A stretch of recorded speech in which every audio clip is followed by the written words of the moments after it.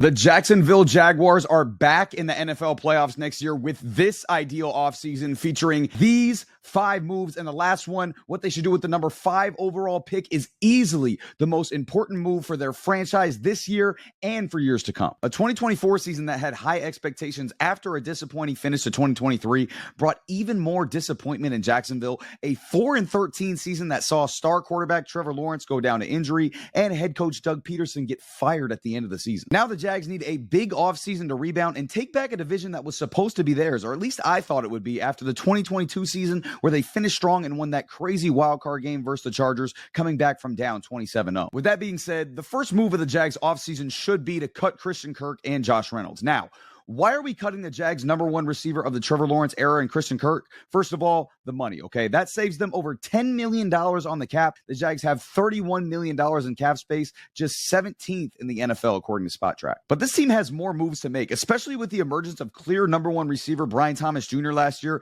That makes Kirk more expendable, especially considering he's missed 14 games the last 2 seasons. When he's been on the field, he's been very reliable, but he just hasn't been able to stay on the field. As for Josh Reynolds, he can go as well. He feels like a third receiver at best for Jacksonville at this point, and you're going to save over $4 million by cutting him. So the fact you can save $14.7 million on your cap by cutting 2 guys that likely won't be on the team in 2026 anyway seems like a no-brainer to me for Jacksonville. I bet they also can't wait to get off that Gabe Davis contract soon enough. That was a terrible contract, and I think everyone besides the Jags knew it was when he signed there. There's been some rumors about Evan Ingram also being a cut possibility. They'd save $5 million on the cap there, and he won't be on the team in 2026 either, with the emergence of 2023 second-round pick tight end Brenton Strange. But Ingram is just too good when he's available. He's Lawrence's safety blanket. I think he provides the most value out of those 3, and I think cutting all 3 of those guys would be crazy to turn over that many weapons in an offseason. That leads me to my second move, and this one is controversial. Jags fans might not like it. The second move to turn the Jags around in 2025,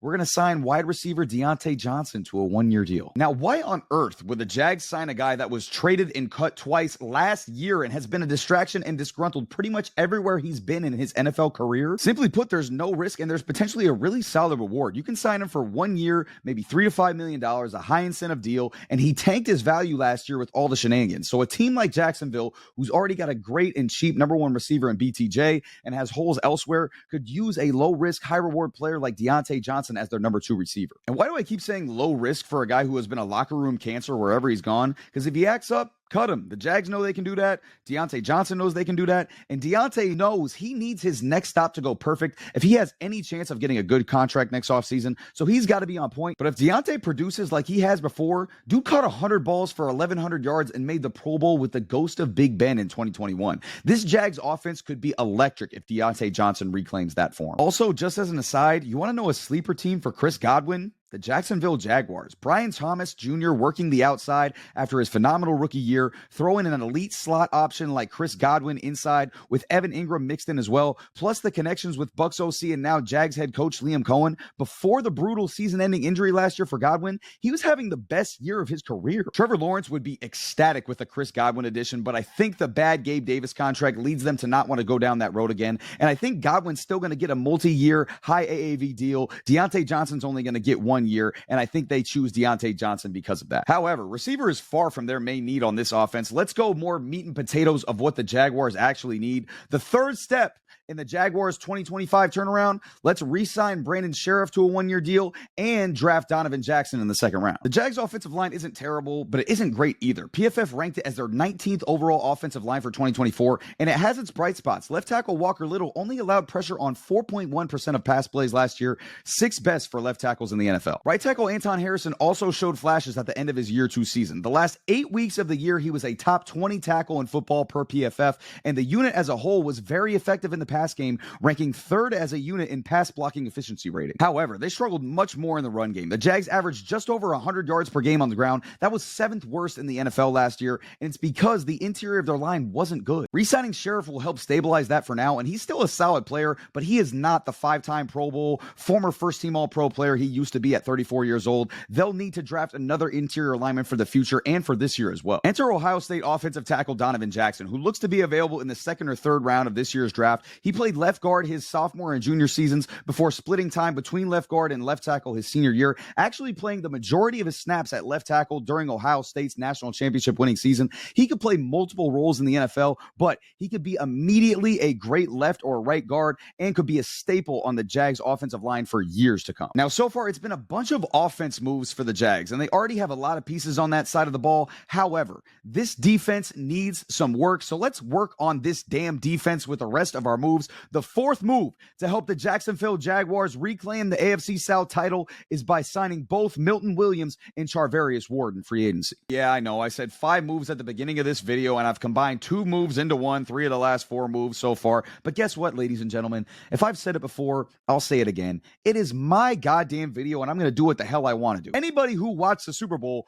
knows Milton Williams by now. He was eating up the best interior line in football in the Kansas City Chiefs all game. 2 sacks, 2 TFLs, and the forced fumble and recovery of Mahomes. However, he's not getting paid just based on a great Super Bowl performance. He was an elite defensive tackle pass rusher during the season for Philly last year. 90.4 pass rush grade per PFF, second best of 219 qualified D linemen. He's also very young, going to be 26 soon, and the Jags interior D line was weak last year. So if you compare a great young pass rushing D lineman like Williams with an already great duo of edge rushers in Josh Hines-Allen and Trayvon Walker, that D line is going to eat up quarterbacks all year next year. And as we know, a great D line helps out a secondary that needs a lot of help. The Jags gave up 257.4 yards per game in the pass game last year, easily the worst in the NFL. No matter what quarterback that saw the Jags secondary last year, they fried them. So we are helping out that bad secondary with a great pass rush and by signing a great corner in Charvarius Ward. Ward had a rough year last year, but mostly because he had a crazy year, a tragic year off the field. So I'm not holding his on-field performance against him by any means. I think if any of us went through what he went through last year, no way we would have performed well at our jobs either. Prior to last year, Ward was a consensus top 10 corner in the NFL, and it's not like he's super old. He's going to turn 30 in May. You offer Ward a big money deal in a place where he's going to get taxed less in Florida compared to his last few years in San Fran with the Niners, so he's going to get more money there, and he'll get a fresh start and just reset, which is very important for him, I would believe, personally off the field and professionally on the field. I think it's a big win for Ward and a big win for the Jags. But listen, before I get to my 5th move, if you like these type of videos, do me a huge favor and subscribe to Between the Uprights. Us as a collective have a ton more content coming your way, especially this offseason. We've got drafts, free agency, predictions, hot takes, whatever you want, as long as it's related to the NFL, we got it. So if you want more of this, subscribe and we got you. Now, I've had a theme going with most of my moves today. I cheat and combine multiple moves into one, and I'm going to continue to combine multiple moves into one for this 5th move. But guess what, ladies and gentlemen? There is no cheating going on this one, okay? The Jags make a move for a corner and a wide receiver, but it's not 2 moves because it exists in one player. The final and single most important move the Jags can make to take back the AFC South next year, have the perfect offseason, and make themselves competitive for the foreseeable future is drafting Travis Hunter with their top 5 pick. Now, I'm sure you guys are wondering about a lot of things, and I am here to answer all of your questions. First of all, if for some reason you don't know about Travis Hunter, the 2024 Heisman Trophy winner from Colorado, he might have been the best corner in the nation while also being a top 5 receiver in the nation this year. He's good to great at both spots and could have been a first-round pick at either position, even if he didn't play the other one. He is truly a generational athlete. Second of all, why Travis Hunter if you're the Jacksonville Jaguars? He fits perfectly what you need. The secondary was bad, enter the best corner in the draft. You need another wide receiver outside of Brian Thomas Jr., enter one of the best wide receivers in the draft as well. The Jacksonville Jaguars are the best fit for Travis Hunter, both from the team's perspective and from Hunter's perspective as well. He can come in and be the number 2 corner according to my plans and learn from a great corner in Charvarius Ward, or if Ward's not there, Hunter can be a number 1 corner in the NFL. I have no doubt about that. So he plays full-time on defense, then in big passing spots,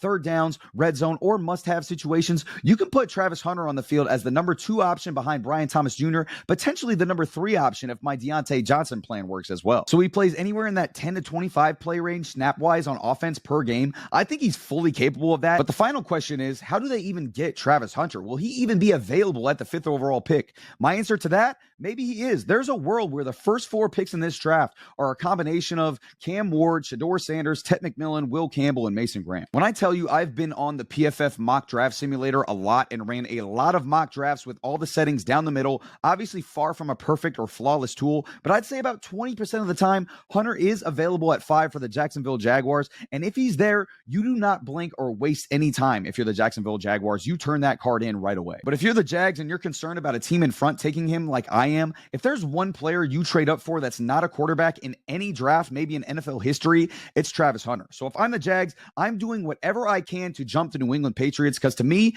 that is your biggest concern in this draft for someone taking Hunter ahead of you. So I think how all of this plays out is like this. The Giants trade up to number 1 overall. They're going to draft Shedeur Sanders. The Browns are at 2, and they're a threat to draft Hunter as well. But I think they're going to have just traded Myles Garrett and are going to want a replacement for him. I think they're going to want Abdul Carter to immediately help fill that void of trading Garrett. So Hunter is still available at 3, and the third pick is now the Titans. Now, the Titans need a lot of things, but I don't think corner and wide receiver are their most pressing needs. So I do think you can trade with the Titans. I know an in-division trade might not be the most likely, and they might try and gouge you as well. But if you're the Jags, give them your 5th overall pick this year, your 3rd this year, the 70th overall pick, a 2nd and a 4th next year. I think that gets the deal done, and you can pick Travis Hunter with the 3rd overall pick. Travis Hunter is well worth it, especially for the Jags. And if you leave the first round with arguably the best player in the draft, you still have your 2nd this year and another 3rd this year to address your other holes. I think you're now ready to compete for another AFC South title. If they make these moves, the Jags are back in business, baby, and the AFC South better look the hell out for the Jacksonville Jaguars. I'm Matt. This is Between the Uprights, and that's going to be it for me.